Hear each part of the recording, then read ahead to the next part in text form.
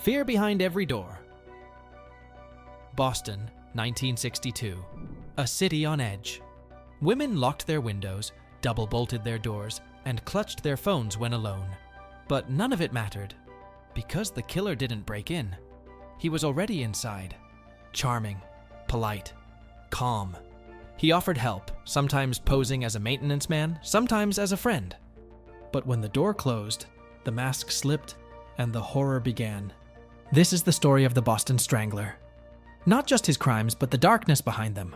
A psychological profile of a man who smiled as he killed. The first victim. A pattern begins. June 14th, 1962. Anna Sleesers, 55, was found strangled with the belt of her bathrobe in her Boston apartment. She was posed ritualistically. No forced entry, no signs of struggle. Whoever did this was calm, deliberate.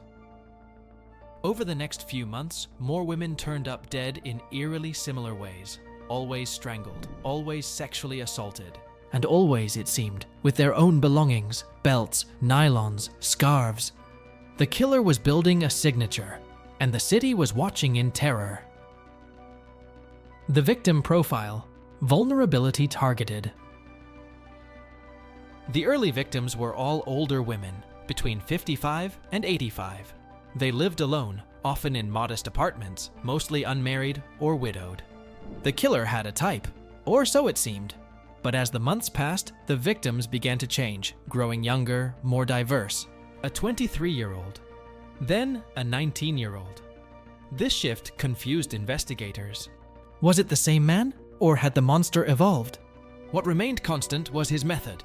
Strangulation, sexual assault, and a chilling calmness that suggested control, not chaos. No signs of forced entry, the killer's greatest weapon. None of the scenes showed forced entry. That meant one of two things. Either the victims knew the killer or they trusted him. He didn't barge in. He was invited. Some theorized he posed as a repairman, a delivery worker, or even a cop. Whatever the disguise, it worked. His true weapon wasn't a knife or gun, it was charm. That psychological manipulation made him all the more dangerous. He could disarm his victims without touching them. And once inside, they were already dead. They just didn't know it yet. The public panic, a city held hostage. By the end of 1962, 6 women were dead. The media dubbed the killer the Boston Strangler, and suddenly the story was everywhere. Women were buying dogs, learning self-defense, and changing locks. Men were being eyed with suspicion because no one knew who the Strangler was. The fear wasn't just about murder. It was about the invisible nature of the threat. The idea that a killer could look like anyone and be anywhere. Boston wasn't just hunting a criminal, it was chasing a ghost. The signature, rituals, and red flags. Each crime scene told a story.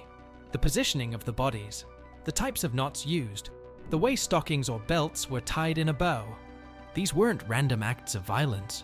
These were rituals. The killer wasn't just ending lives, he was making a statement. He needed control, dominance, symbolism. Experts later suggested this pointed to a narcissistic or sadistic personality, someone who found power in death. And the posing of victims? That was no accident. It was his way of being remembered. Even in horror, he craved recognition. A face emerges. Enter Albert DeSalvo. In 1964, police arrested a man named Albert DeSalvo for an entirely different crime, sexual assault. He wasn't on their radar for the murders yet, but soon he began confessing. In detail, case by case, name by name. He admitted to being the Boston Strangler. The world finally had a face to fear, but something didn't add up. There was no physical evidence linking him to the murders. No fingerprints, no DNA, just words. Was he confessing out of guilt or for fame? The psychology of a killer. What made DeSalvo tick? DeSalvo had a troubled past, abuse, neglect, and an early pattern of sexual aggression. As a teenager, he was already breaking into homes, not to steal, but to watch women. Control and domination became obsessions. Psychiatrists diagnosed him with personality disorders, possibly antisocial, possibly psychopathic. He lacked empathy, but craved validation. He didn't just want to kill, he wanted to be known for it. That made him dangerous, not just physically, but psychologically. He wasn't just feeding a compulsion, he was building a legacy, one victim at a time. The confession controversy, lies or truth? Despite his confession, many doubted DeSalvo was the real killer. Some details were inaccurate. In a few cases, he seemed to guess. Was he fabricating it? Some theorized he wanted to gain fame or secure financial support for his family through book deals. Others believed he might have committed some of the murders, but not all. Could there have been more than one Boston Strangler? It was a chilling possibility that the fear created by the first killings inspired copycats, each hiding behind a single terrifying name. DNA speaks, the final breakthrough. For decades, the case stayed cold. DeSalvo was stabbed to death in prison in 1973, still unconvicted of any of the Strangler murders. Then, in 2013, new DNA evidence emerged. Biological material left at the scene of 19-year-old Mary Sullivan, one of the last victims, was tested. It was a match to DeSalvo. After 50 years, one murder was finally confirmed. But still, questions linger. If he killed Mary, did he kill the others? Or just some? One DNA match solved a piece of the puzzle, but the picture remains incomplete. The legacy of the Boston Strangler, a case that changed everything. The Boston Strangler case didn't just terrify a city, it transformed criminal psychology. It showed the power of psychological profiling, the importance of victimology, and the dangers of underestimating charm. It also revealed how public fear can shape investigations for better or worse. The line between truth and legend blurred. A real killer became a myth, a symbol, a warning. And in many ways, that's the most frightening part. The idea that a killer can hide in plain sight and that charm can be deadlier than a weapon. A smile more dangerous than a knife.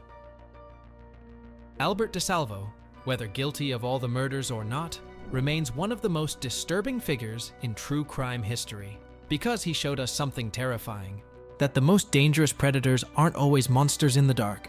Sometimes they're the ones who knock on the door and smile. Thanks for watching. If you're drawn to the deepest psychological corners of unsolved history, like, share, and subscribe for more chilling stories that still echo today.